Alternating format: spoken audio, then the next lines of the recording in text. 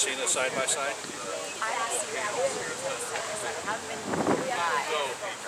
This is amazing. It's too bad we're looking at the other side.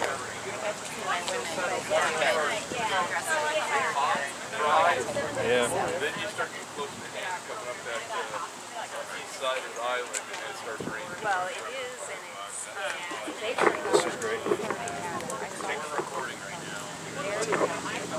I'll just pass on the temperature. rain and You're just gonna call it out. You guys can go. Yeah. Yeah. Yeah. Did you know that one of the firefighters is the Test. Yeah. Testing. Turn that down. Well, Brent's a firefighter, and this is also okay. Hello, test. Try to get it up as high as you can get it. If it turns out dysfunctional, just kill it. I don't know, but we were talking about the wind. Pushing everything this way, so I'm thinking we probably want to stand over there. We'll move the one in Great prevailing westerlies in the afternoon.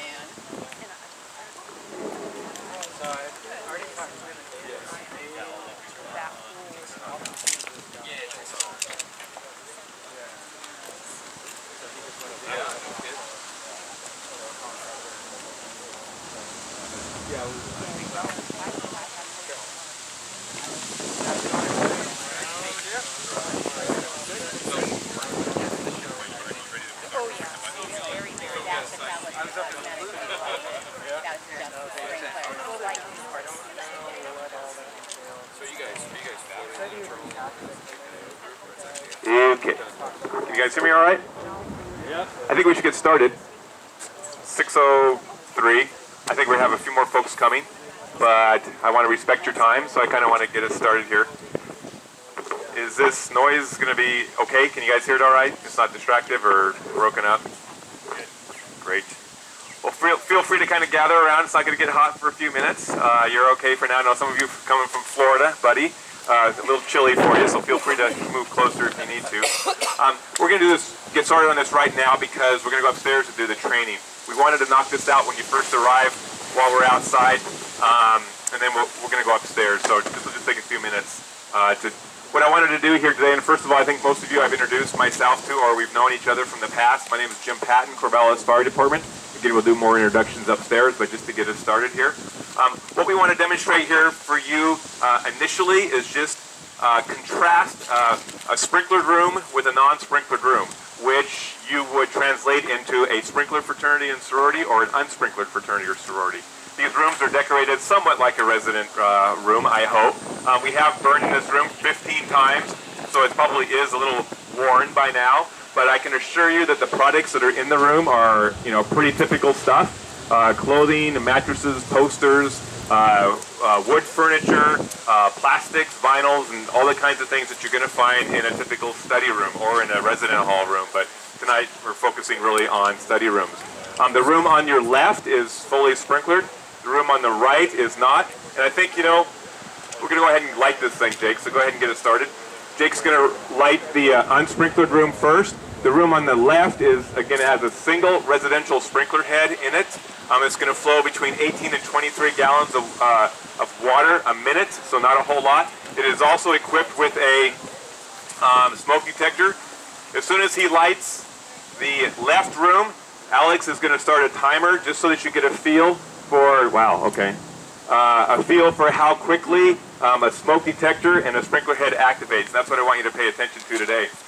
Okay, that's going kind of fast, so a little faster than I expected. All right, so we got the timer started. It's kind of hard to see here a little bit, but, as you can see, we got the smoke detector now in about 10 seconds. About 2 seconds later, we got the sprinkler activation. The room on the right, go ahead and come on in. The room on the left is now completely under control. Yeah, feel free to shift if you need to. I'll just follow you. The room on the right continues to burn, unsuppressed. Now the fire engine is going to be coming this way, so you will need to back up a little bit, because we're going to come right through here, guys. But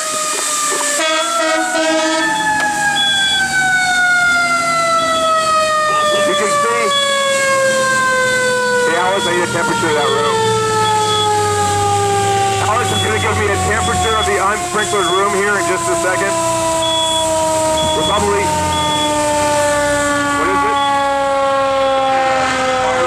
Out of the way. Great, went through.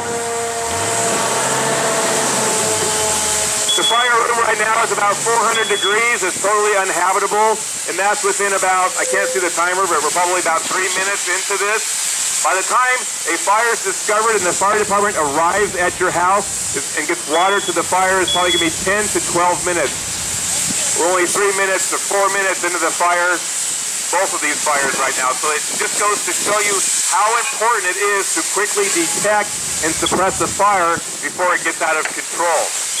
Now the question for you, of course, is, which room do you want your house to look like? The sprinkler room right now, you probably heard Alex, 86 degrees. Go ahead and go around and give me the fire room again, please. Both low and high. I would estimate that the sprinkler room is probably at flashover, which is over 1,200 degrees. Obviously, nobody could survive that fire. Now, that's a typical study room. In a fraternity or sorority, you're not supposed to sleep in your study room. But I can tell you, almost any night of any week, we find students sleeping in their study room. All right, so that could be a room that somebody is sleeping in that lacks smoke detectors and may or may not have fire sprinkler heads. All right, fire sprinkler heads do not react to smoke; they react to heat. So you can have a fire in a study room that produces a lot of smoke but not a lot of flame and could still kill one of your residents. So detection along with fire sprinkler protection is what's required. Alice, what did we get for serious? Wow. 1,326 degrees in the fire room, and we're about 85 degrees in the sprinkler room.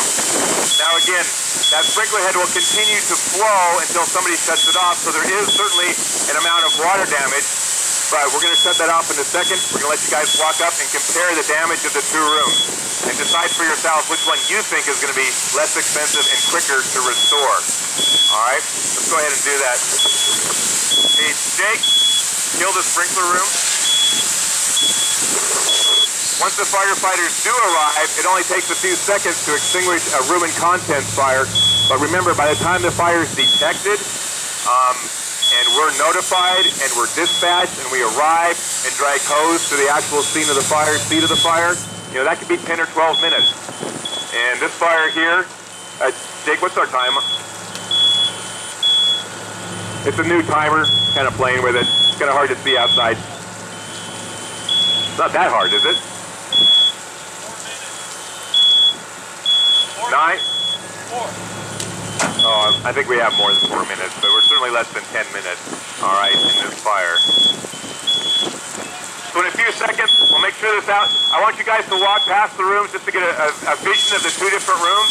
And then what we're going to do is go ahead and head straight upstairs. Along the left side of, or the right side of Reeser, you'll see a National Fire Sprinkler banner. That's where you're going to go in, grab the elevator, and go to the second floor loge level as quick as you can. And then just get in line and grab your food and have a seat. All right, so that we can kind of get things started right away, all right? So I think you can go ahead and walk on by and then head on up. Follow Suzanne, maybe, Suzanne? She'll lead you up.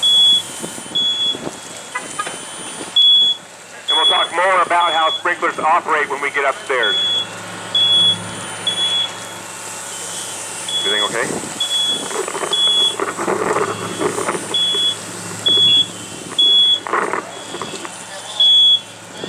23 gallons a minute for 4 minutes, and we're looking at 100 gallons of water total here. These fire streams flow at about 100 gallons a minute. Once they started applying water, they probably applied the same amount of water needed. Now you're figuring about 100 gallons of sweet water and no water for 10 minutes. Things are wet. Water's not keeping clean up. There's this kind of damage that's being spread throughout the entire house. When it's unabated by a sprinkler, it's going to be 10 to 100 times more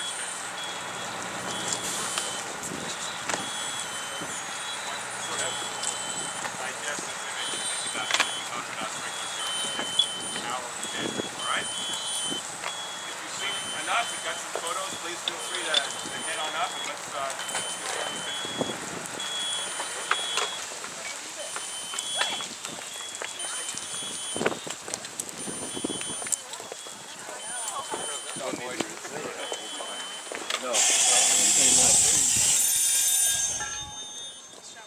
Nice job. So in preparation. Nice.